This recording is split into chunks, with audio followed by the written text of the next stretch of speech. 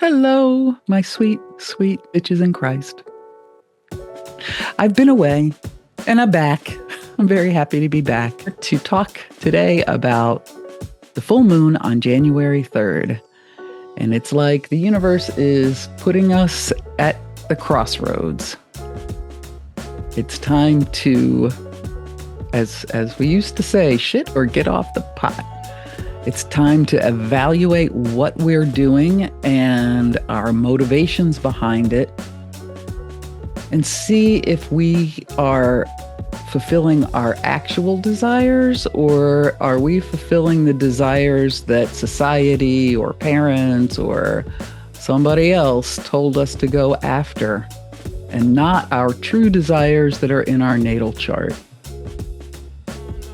There's a big, big difference. Like, thinking that we're going to just check off some boxes and become a happy, fulfilled, evolved human being because we went to college, got married, then we had kids, following the script. And, you can still accomplish what's in your birth chart while doing those things, right?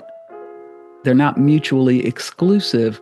But if we are not going after the things we're meant to do in this life, we're never going to really feel happy. So if you're experience a longing beyond just wanting politics to settle down, and we'll talk about politics a little later at the end here, some good news on that front.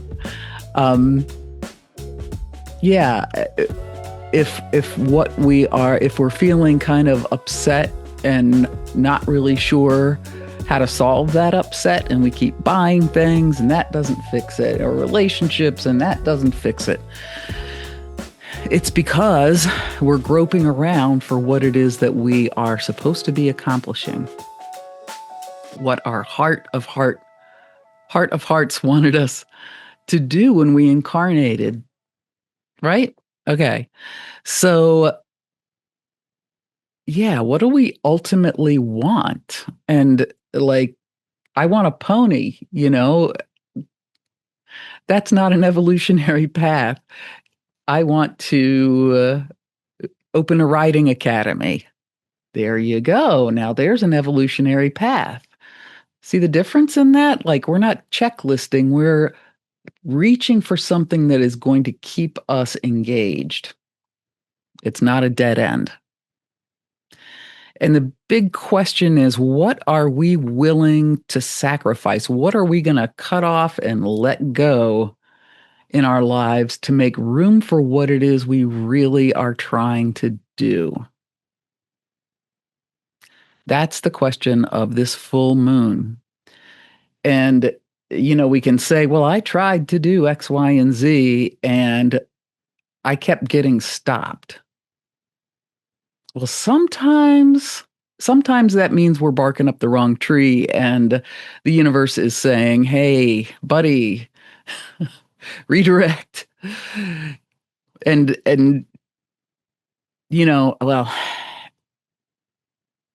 universe can stop us, but it's super important that we don't just throw up our hands and say, well, the universe is stopping me, so I'm not going to do the thing. And then you're just miserable and bitter for the rest of your life, right?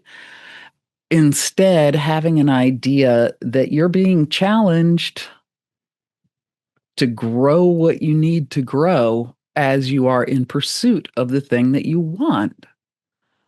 Because that's why you've got that desire, is to teach you a whole bunch of things. It's not selfish. Yeah, and I'm not trying to blame victims here. Bad things happen to us all. And there's always an after the bad thing. There's always an after the bad thing. And what is our response to being stopped? Is it reevaluation or is it, that's it, I'm going home? How are we handling redirects? How are we handling stopping? Yeah, we've got to stick up for us because nobody is coming to save us. It's just us. So, here at this full moon, we have a pattern that's called a mystic rectangle. That's this to this to this to this, but also this and this. So there's your rectangle. So we can see here we've got the nodes and the full moon. All of these flowing aspects, trine, sextile, trine. That's where we're going to find the ease. That's where it's going to be easy. And where it is difficult is in the oppositions. So there's a lot of tension right now between what is always the big tension, the past and the future, and our head and our heart. And when I say head, I mean the sun and what we are actively doing. The moon, is how we are emotionally evaluating the situation with the feelings that we're bringing to it. So, with the nodes and the full moon, we get this like ease and flow, but with enough tension in those oppositions to spur us on. But instead, we can just focus on the problems instead of looking to the sextiles and trine energy to overcome the oppositions. That's where it gets mystic. That's where it gets cryptic. We need to have like that awareness of where our struggle is and where our ease is. Everything is going to be so much easier if we quit focusing on the problems real hard. If you notice that when you're worried about somebody seeing you screw up, that you screw up a lot worse? I certainly do. That happens to me all the time. But if I'm just plugging along and not thinking about being judged, I do a much better job. And I don't break the handle off or whatever.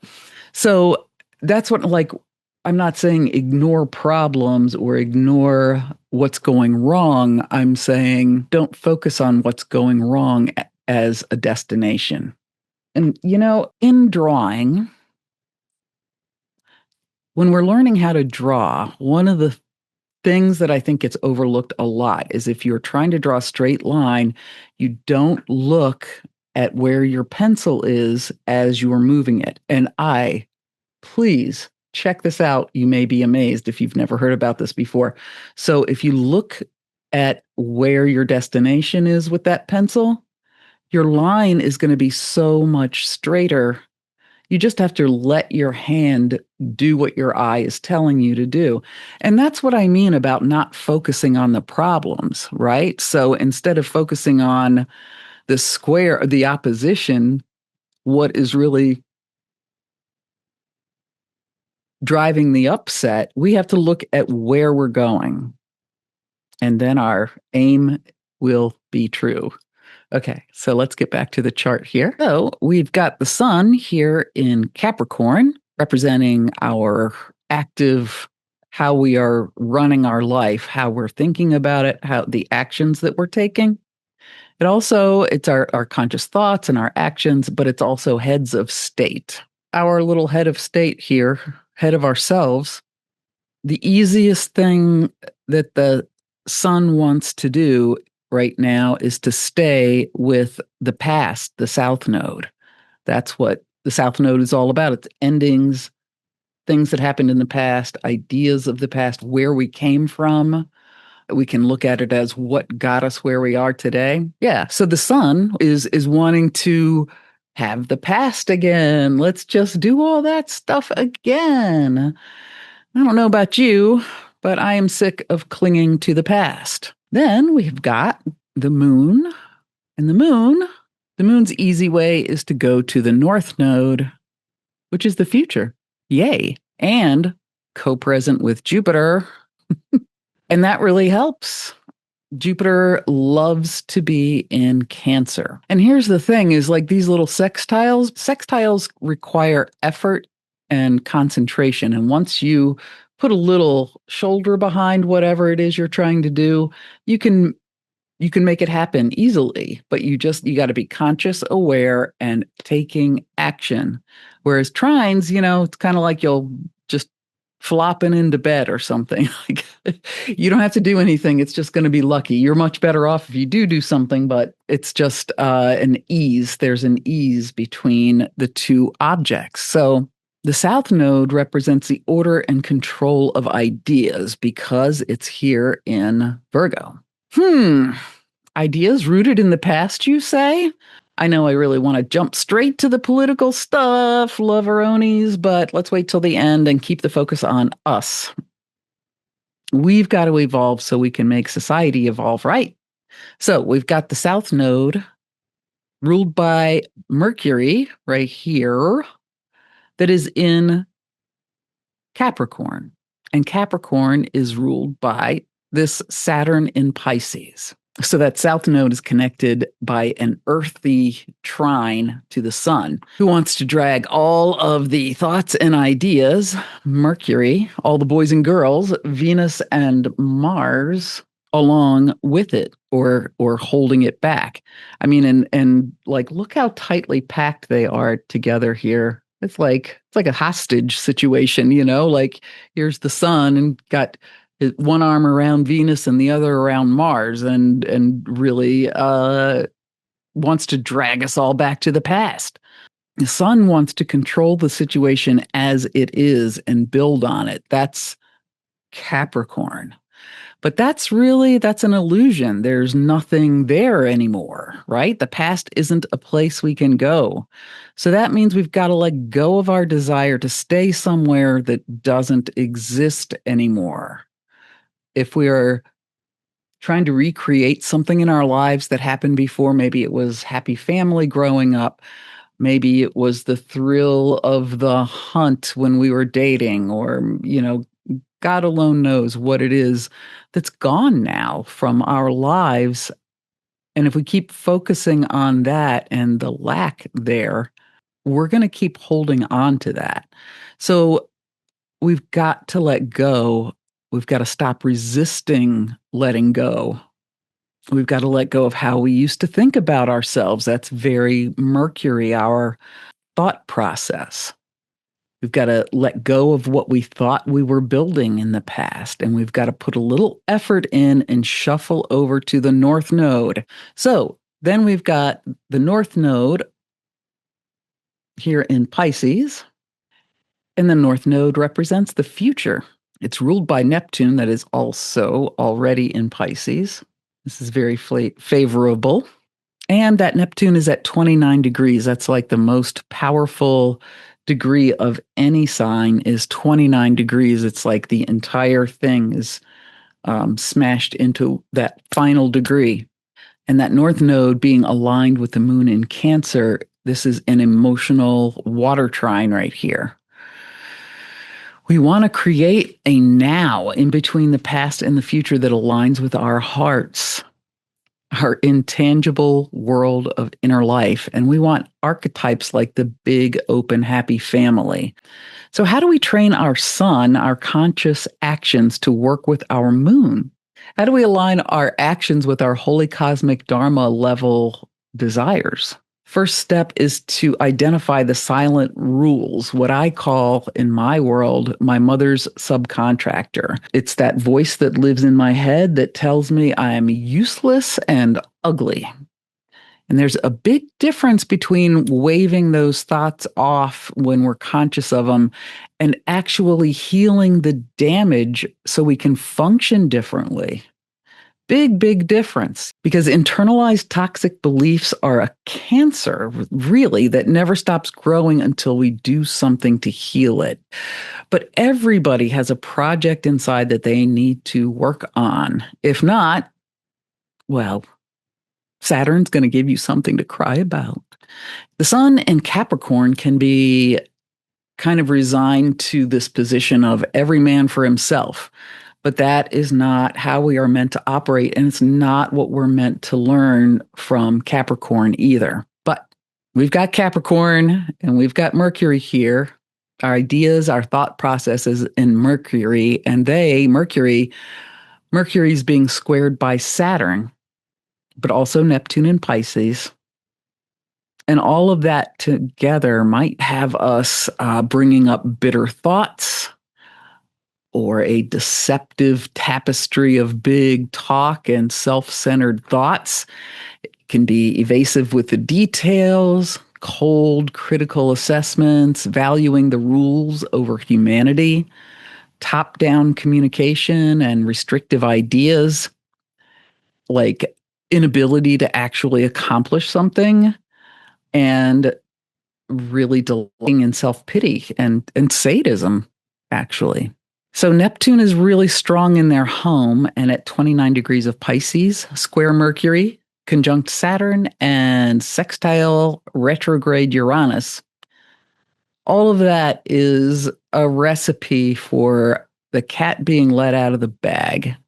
I'm seeing this already in popular culture, not to jump ahead again, but it's hilarious when it happens to other people and you're not the one saying grift instead of grit.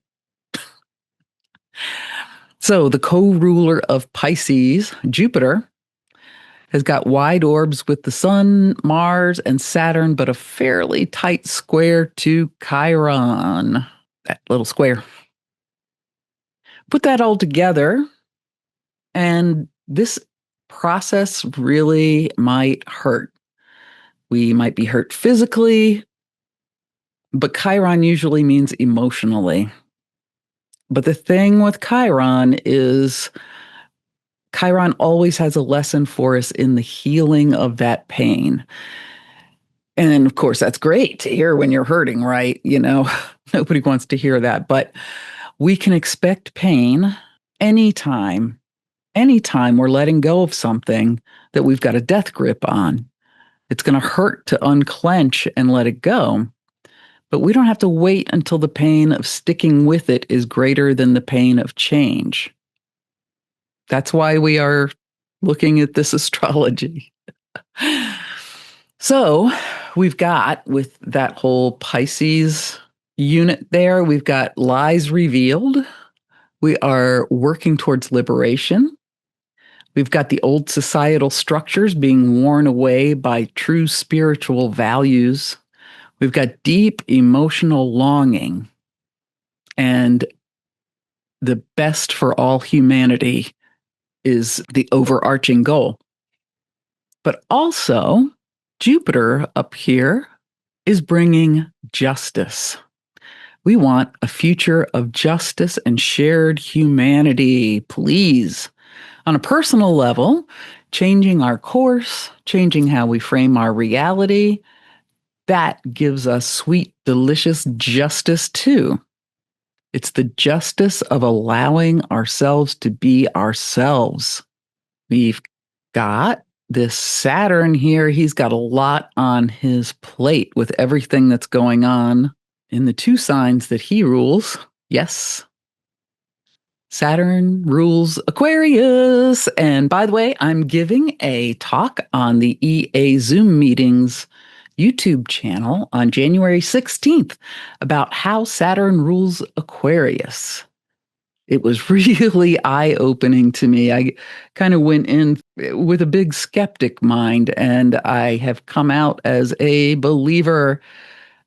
I can't, it all makes sense now. So check it out.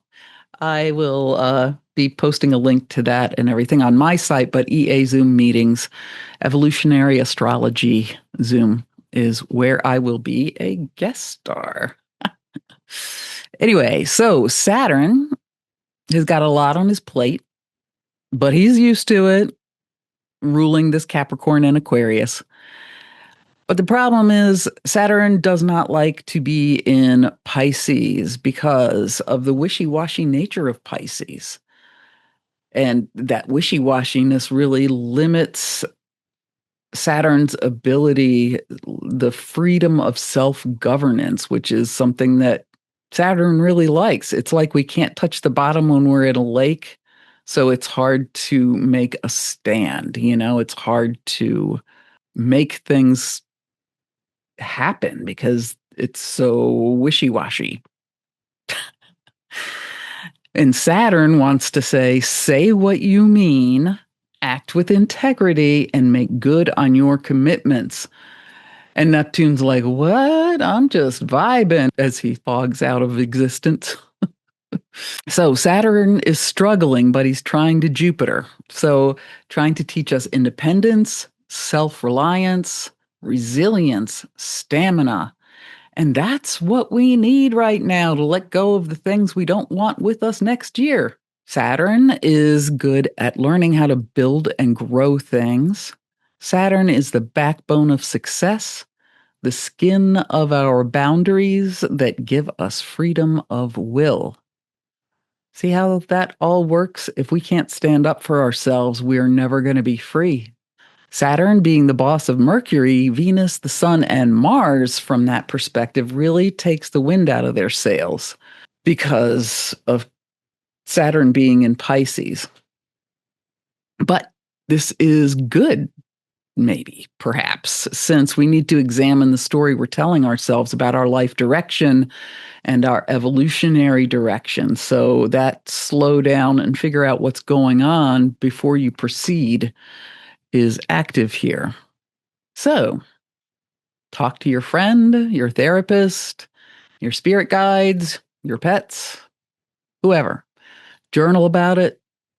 Let's get our wheels turning if we're not already tossing these ideas around in our head, because, we're all living through all this.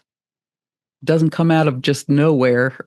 It's not happening because I'm saying it's happening. If you're actively living your life, these things are probably coming up for you in some aspect.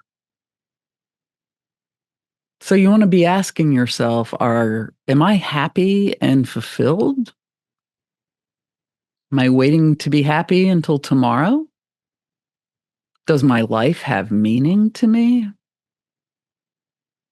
Or am I living my life with the idea that if I check off all the boxes that have been marketed to me, I'm going to be happy someday? I hope not.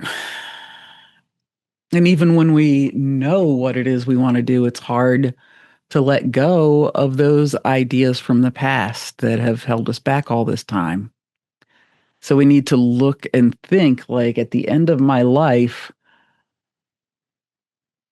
am I going to be proud to say that I really nailed my parents' expectations of what I should be doing?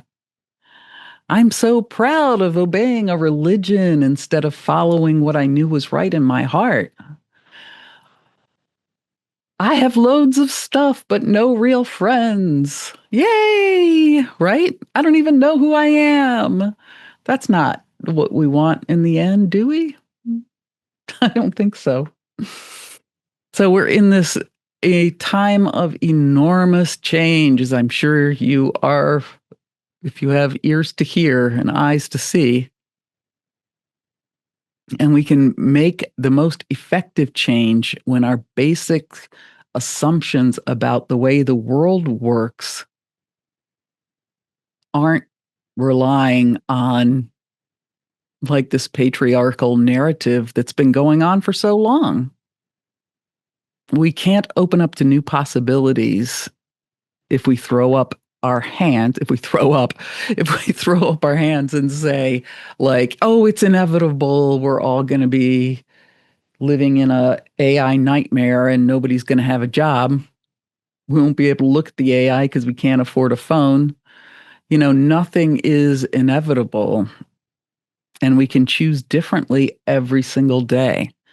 So dream big, take small actions to get there, and have faith in yourself and that those desires that you have, the universe collaborated with you to put them there. They're not evil as long as they're not infringing on anybody else's right to live,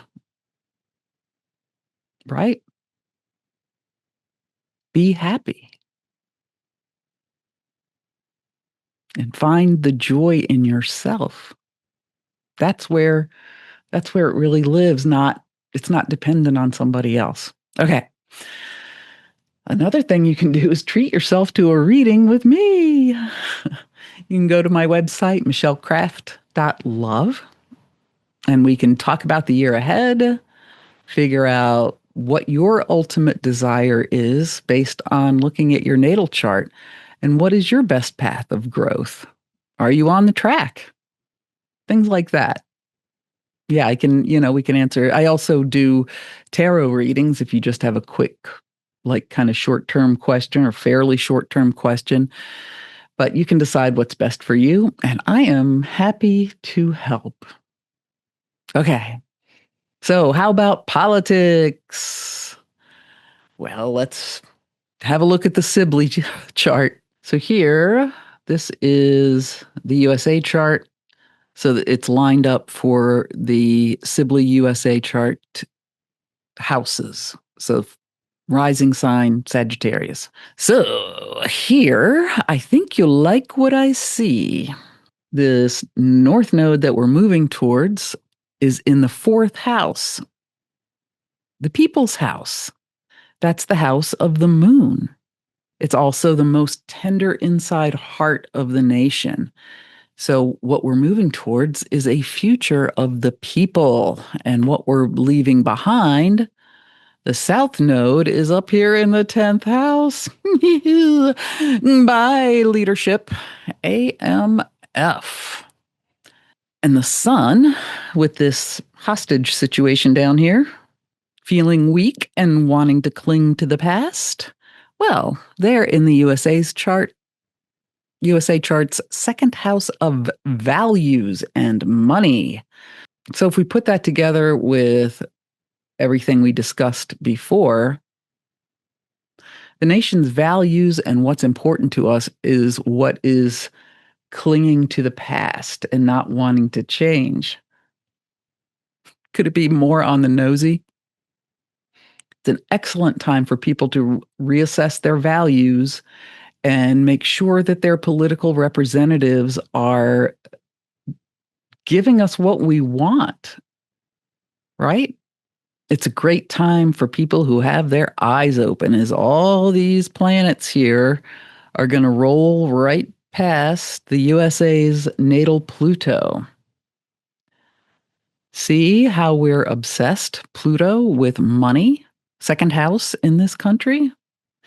What if we transform that obsession with the value that everybody gets the basics?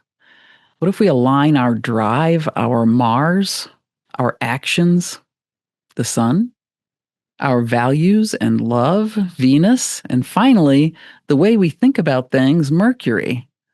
All of these things, what if we used all those tools to make sure everyone has enough? Then all those planets are going to go right past transiting Pluto, which is going to be hanging out right here for a while. And Pluto wants to purge all of this crap. And like that little train of planets are coming by Pluto to have their contents flushed out. They're all getting an enema. They're opposing the USA's natal sun and Mercury up here. And they're going to square Saturn and Chiron. Oof. Then we've got the other side of the equation, the North Node and the Moon. And check it out. The Moon is directly on top of the USA's natal sun, only off by 17 minutes, like half a degree. So the people are seeing the heads of state. We are right on top of them. And perhaps we're going to start looking more closely at the original intention of this country. The transiting sun and moon square the USA's Saturn in Libra, pointing to this make or break time we're living in. Saturn doesn't mind working hard, but what he wants in the end is freedom. And freedom is hard to achieve if we're trying to keep things fair. Libra. For people who have already got more than their fair share, like I feel the people have so much compassion for people that they think are their betters in this country. I don't understand it, but they've already got plenty. And even still, it's being argued that they need more. And That is really not fair. But I digress. Something's going to break. Transiting Jupiter is on top of the USA's retrograde Mercury, so we get big talk about beliefs. And interesting that we call this house the eighth house here, the eighth house here, the house of other people's money. So, will the people finally see how our money is being siphoned off and given to the other people? Will the people see other people's money and finally realize that it's not fair? We've got this myth in this country that money follows morality. It's crazy. It's really this idea that the wealthy got where they are because they deserve it and not because they were lucky or had all kinds of support, didn't have all these people that they're not paying any money to. That the wealthy didn't make it where they are on the backs of other people. It's just crazy. And they didn't share their success with the people who made it possible, all the people working for them. If your business model relies on paying people less than the minimum wage, it's not a business model. It's a plantation. So, yeah, the most immoral people on the planet are the ones with so much money that they're blind to the actual rest of the world that the rest of us live in. But I digress. So, I think that's pretty good news. Now, let's look at Donald Trump's chart. All right, so here's Donald Trump's chart. And I forgot to turn back on the midheaven and stuff when we were looking at Sibley, but I think we're going to live. All right, so we have got Saturn transiting Saturn and Neptune in conjunct to his ascendant and Mars. Ouch. I mean, it's no wonder that he is freaking out right now. His conscience is trying to contact him about his heart's extended warranty, and he is not picking up the phone. So he's feeling deep inner criticism with this, and I can only guess that he's blaming everyone around him but himself, everyone but himself. And that Neptune is also in conjunct his ascendant. He doesn't want to see it. He does not, he wants to do drugs about it. I bet he's freaking out, confused, and oh, hey, this is what's showing up as what we're reading as dementia, and it really might be dementia. But even if he didn't have dementia, this is what would be going down. Transiting Mars is just about exactly squaring his Chiron. Ouch. And then he's got transiting Chiron, sextile his sun. Again, like minutes off of exactitude. Double ouch. Chiron is about healing the wound or being in pain that leads us to the healing. So, with a double whammy like this, his heart is really hurting. And for people like him, this usually comes out as their favorite emotion, the only emotion they're allowed to have, anger. So, all of his pain points are being dragged out into the daylight and kicked down the street. And I love this for him. He's got Mars sesquiquadrate his ascendant. Yes. So the environment is driven to block him. And for other people, this would give us the cue to regroup and rethink. But we know how that goes with this guy. Venus is sesquiquadrate his Mars. I love that for him. It demands conformity to the society. This is like a car crash of will. And, it's really putting a fine point on everything we've heard regarding the Epstein files. Venus is driving the dump truck of justice right to his Mars, 28 minutes off exactitude. Yes. He's got Jupiter in conjunct his moon and the south node. He's just exploding with this wanting to be seen and nurtured as he has been in the past. And when I say that, I don't mean just back in the 80s and 90s, but all the way back to what he really is still longing for, his mother, who was hospitalized when he was quite young for a long time. And he is still getting even with women about it. And Lord, that really helps one understand what his deal is. Anyway, this is another one of those get along to go along aspects. So you're going to be blocked if what you want goes against the greater good. And I don't have it on here, but there is an asteroid called Zeus that is it's about sex life and desires, power dynamics and sexual relationships, infidelity, desire for control. That is sextile to his Mars and squaring his Venus and Saturn in the 12th house. And I'm taking that as the chickens are coming home to roost. His drives are on full display. His treatment of women with his natal Venus in the 12th, hidden women, the hidden feminine loving side of himself that he just cannot live with, that he hates so much. Why else would you treat young girls like that if you didn't hate the feminine inside of yourself? I could go on, but I think you get the drift. So things look really good on the political front, not for Donald, but as I've been saying all along, and we might have to go through a lot of garbage and pain evidenced by that Chiron to get there, but everything's going to look different in the spring. Everything is going to be different in the spring. And now we are looking at how are we going to make the things different.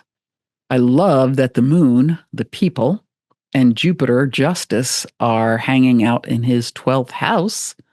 This feels like the people are bringing justice to his hidden places, exposing his real thoughts, and Mercury, his real attitude towards women. It's just delicious.